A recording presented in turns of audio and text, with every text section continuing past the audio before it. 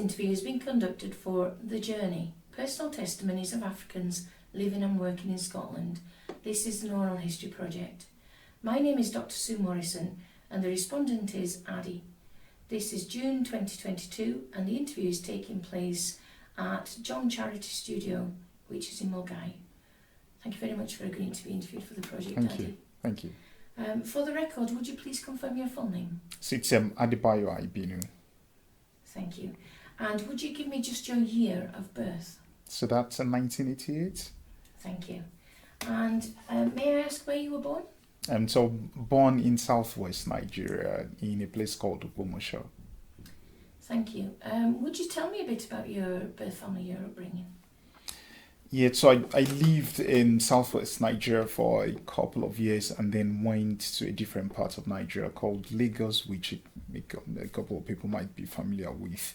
I was in Lagos till I was 17, 18, that I moved to central Nigeria, which is in Abuja. And when I was 18, 19, I moved down south to England to do my pre-university education. I did a foundation degree at the University of Hull. And then I went to the University of Glasgow to do my first degree in pharmacology. So you went to Yorkshire first? Yeah, went to Yorkshire first. What did you study in Glasgow?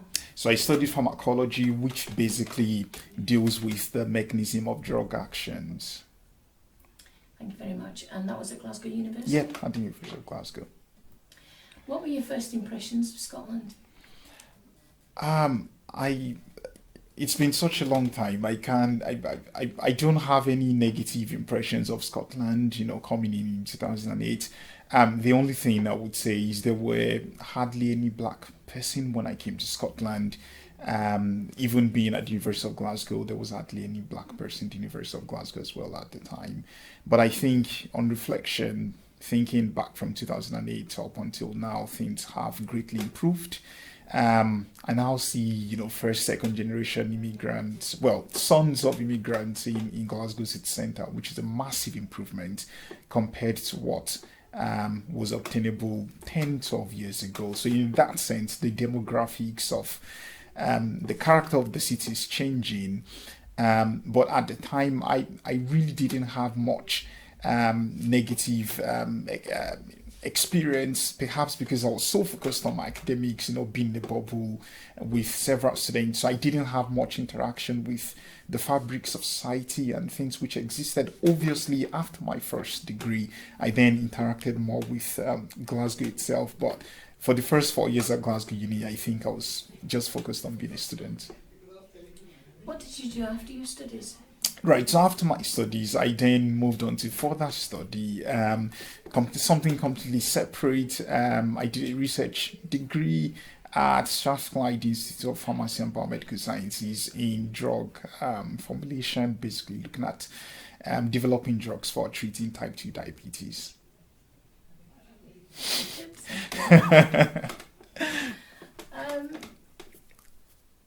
You said that there weren't many black people when you were around. Yes. Did you find it easy to integrate with the Scottish community then? I would say so. I think being at Glasgow Uni kind of blinded my eyes to so many things, because Glasgow Uni itself is a melting pot of a specific group of people. To put it diplomatically, I didn't have much exposure to perhaps what you would call the real inverted commas, real locals, because you had people from the US going to Glasgow Uni, you have people from down south, and obviously Scottish people as well. So in that sense, I was shielded from experiencing what Glasgow was really like. So I wouldn't really want to use my experience at Glasgow Uni and then transpose that as to being reflective of what was in Scotland. But what I will say was the football culture in Glasgow was very noticeable to me. I think that's something that is actually quite striking. Tuesday nights, the flags, the green flags, the blue ones. I think that struck me as the city being And then the other thing which I found quite interesting was the architecture of the city as well. Um, Almost speaking to an industrial past. I think those were the things which really struck me about the city. So Glasgow felt to me like a very ancient city with a lot of culture, rich history, proud people, and that's just about it. Right. What kind of social activities were you involved with out with university? So out with university, movies, something involved with playing sport as well, and also attending church. I was a member of, well, I'm still a member of the choir, so those are the things I got myself involved with. So basically, sporting activities, doing a lot of movies, eating out. Yeah, pretty much what young people do, and then church. Which church is that? So it's called the Redeemed Christian Church of God. Is that an African church? Yeah, well, yeah, most people attend are Africans, so it's originated from Nigeria. Did you find it comforting or otherwise going to an African church as opposed to a Scottish white-based church? I'm fairly liberal in terms of I'm always open to exploring new opportunities, but when I came to Glasgow, I think my instinct was to kind of go to a familiar place. And obviously, that was comfortable territory for me. So I think the short answer to your question is yes. What did you miss about Africa during those early years in Scotland? I think during those early years, I had obviously missing things back home.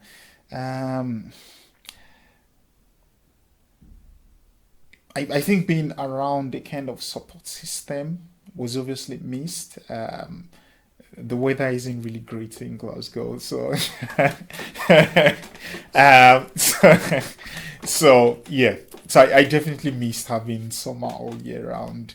As I say, the support system. I found it really weird that on Christmas Day things were shut. Because it's the opposite case in Nigeria. On Christmas Day in Nigeria, that's when people actually go out. And I found the reverse in the UK, where on Christmas Day, that's when people actually stay in. So in Nigeria, on Christmas Day, you go out, and then on Boxing Day, you stay in. Because that's when you unwrap the gift and you kind of have... whereas in the UK, I think it's the reverse. You kind of go out on Boxing Day. That's when you have the Boxing Day sales, when people actually go out to shop. And then you say, so I found that quite difficult to deal with. Because on Christmas Day, I wanted to go out and see things and just explore. But it was obviously the reverse. So I found that to be quite weird. It was weird to me, but obviously it's normal right now. I've sort of changed my way of viewing the festive period. So yes, I would say that was very strikingly different.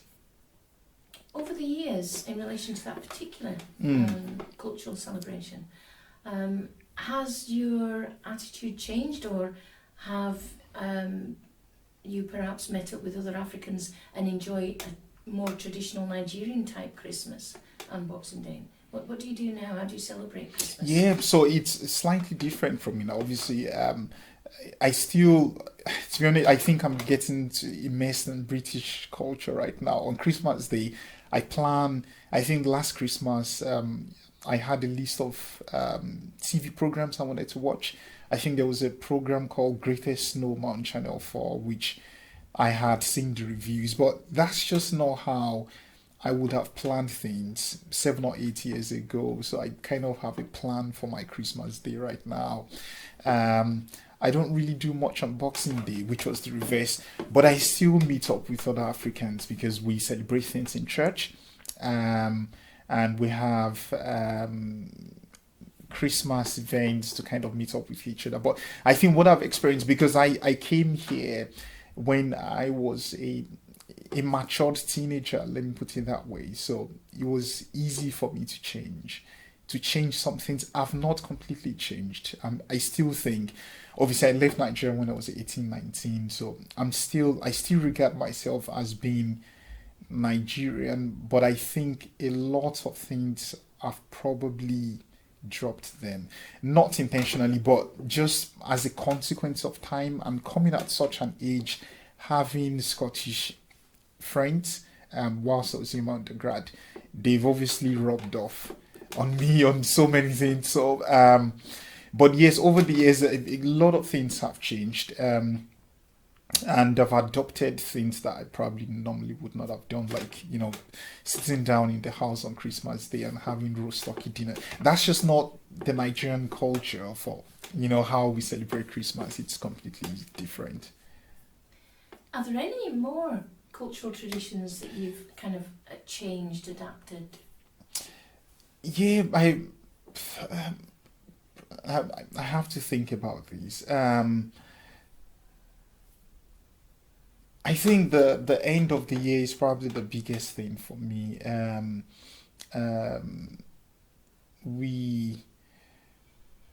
Looking through I think that's probably the biggest thing. I don't think there is any other thing which I have really changed. I've also maybe not learned to talk to people on the road if they don't ask to be talked to. I don't know if that's a good thing or not. Whereas in Nigeria, you can pretty much stop anyone on the road and ask. So there's just nuances and things that you kind of pick up over time, and how to kind of deal with things. And then I've learned to be more questioning of things, whereas the way you kind of get brought up as an African is completely separate. You don't really question things. But right now I tend to question things quite a lot, being much more inquisitive in the things that I do. So in fact, I've just remembered. So when you visit a city, right, in kind of learning about the history of the city wasn't something I really did previously. So when, say for example, you come to Mugai and then you see the statues and you read the inscriptions on them, and just being aware of the environment is something that maybe I've picked up over time. Whereas in Nigeria, because it's still a developing country, people don't really have time to kind of be present here and now, because most people are probably trying to survive economically. But over time, I've learned to just be more aware of my environment and knowing what the statues stand for. I was in Helensburgh, I think, in 2021, and then I saw it. Is it Lord Binet? I can't remember how. He was the guy who invented the TV, and I remember, just being in Helensburgh and then just reading the statues. It's just not our culture to just kind of wander around the city or maybe go on a walk. These are Scottish ways of doing things, or even some people would say, British ways of being in touch with the environment. Is something that I've picked up over time. Yeah, so in terms of my specific interest, I'm really into music. So I play the piano, the saxophone, the guitar, and I lead a choir of about 30 people. So those are my interests. I went to music school shortly in Glasgow for a while as well, just to learn sight reading and playing to classical music.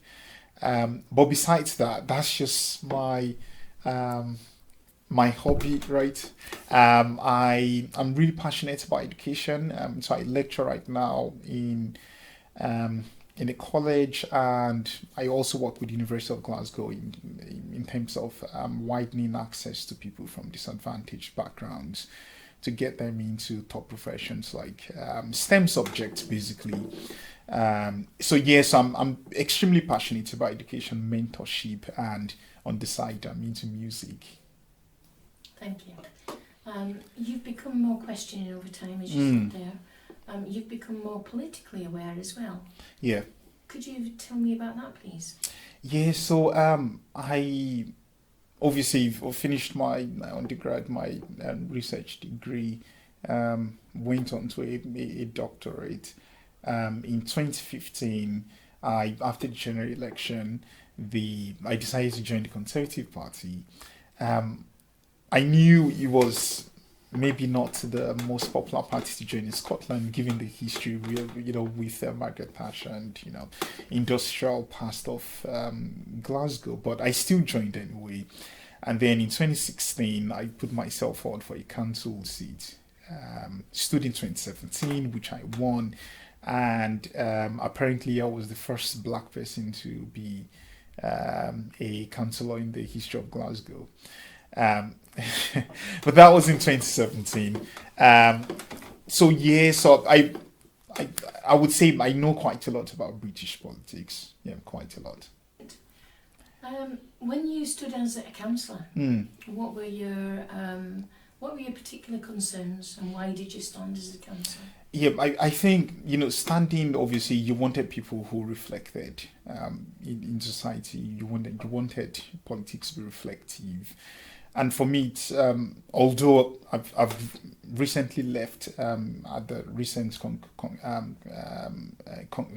concluded council elections, I think it was very satisfying to see that so many people from Nigerian backgrounds stood at the election themselves. When I stood in 2017, no black person had ever stood an election in Glasgow.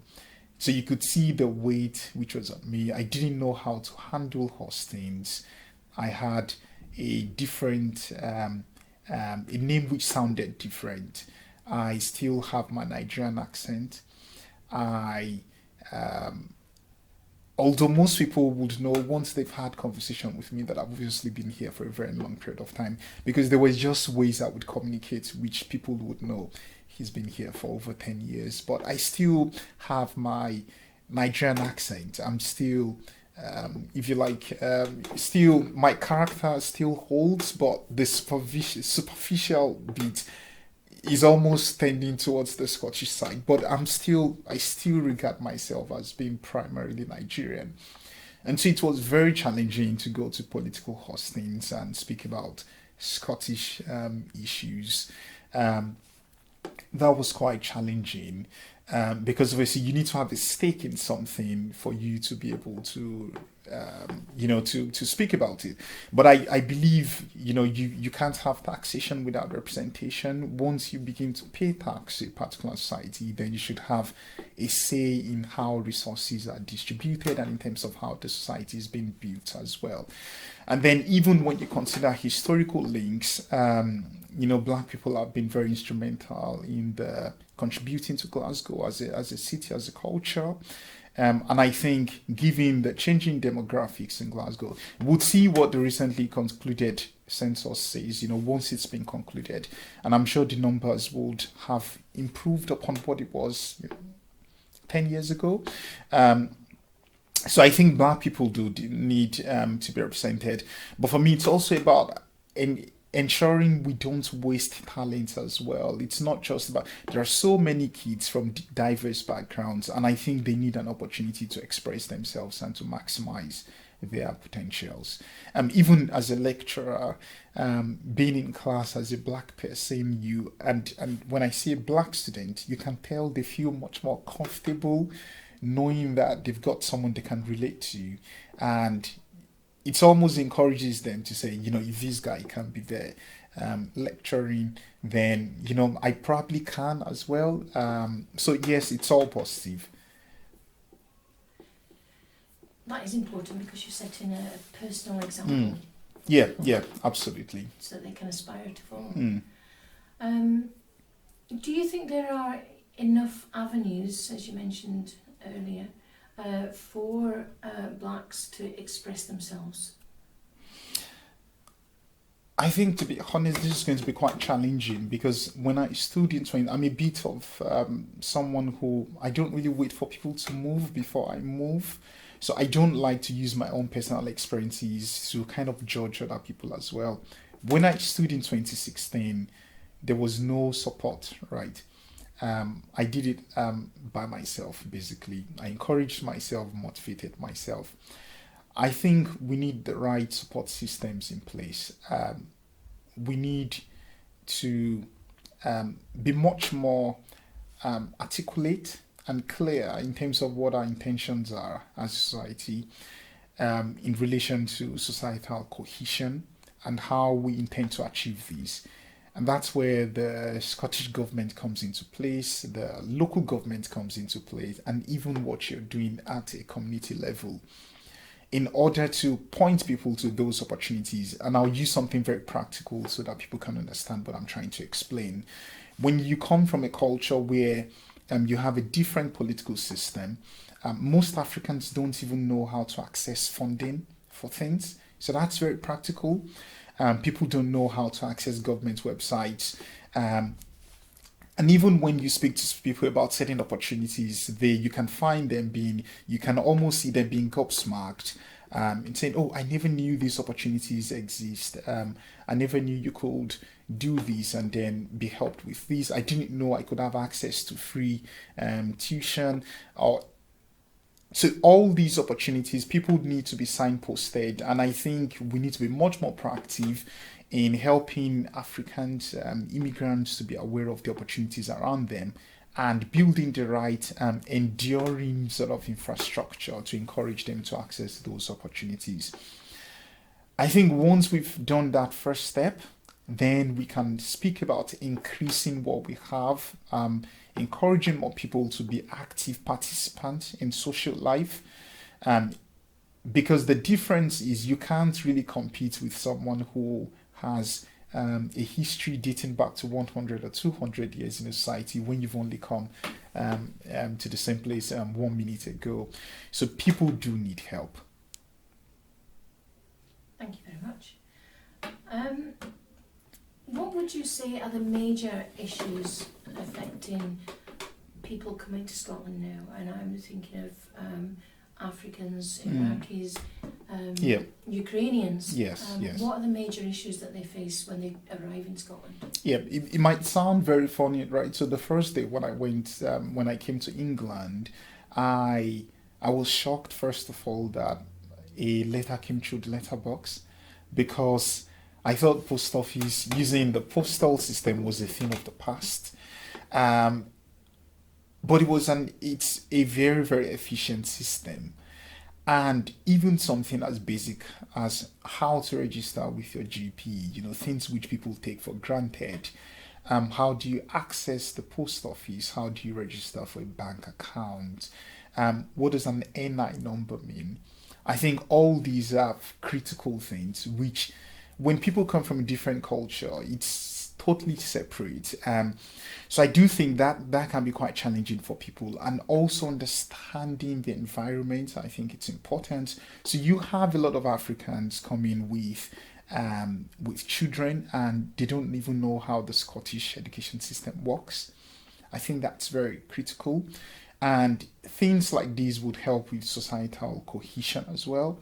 And perhaps that's why we need to have a conversation in the school curriculum as to the history of Scotland, and then linking it back to, quite a lot of things which happened in the past, because I think it would help.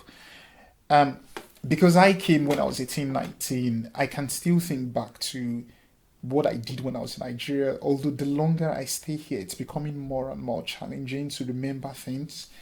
Thinking about friends who were actually born here, they would struggle with their identity at a particular point in time, because they would have a Nigerian dad, a Nigerian mom who would think in a different way compared to how they've been brought up. And that's where the curriculum then comes into play, to acknowledge these differences, which might then lead into an identity crisis. Young people who are kind of conflicted: am I Scottish? Am I Nigerian? What exactly am I? And I think that's a very different conversation. And I know this because, as I say, the longer I stay here, it's something I'm beginning to ask myself. What am I? Where does my allegiance lie? Does it lie with Scotland? Does it lie with Nigeria? Is that actually a false equivalence? Where do I belong in history? In this society, where do I belong? And these are all complex questions that we all have to grapple with. Thank you. Moving forward, What would you like to see happen with newly arriving Africans, and also the ones who have been here, like yourself, for many years? What would you like to see happen in the future? I think I would like to see, as Africans, first of all, what would solve issues about the identity issues which I've just seen is we have in the United States, you can be Indian and still be a proud American. You can be Nigerian and still be a proud American, and that's because they have a culture where there is a national conversation about things. Everyone has a stake in the US, and it's embedded in their constitution because, and you can almost understand why it works in the US because the US basically is a country of immigrants.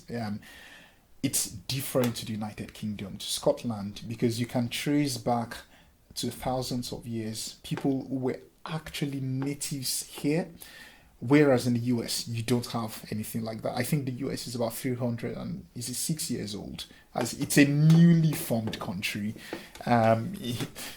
It's not a country; it's a country which was basically set up.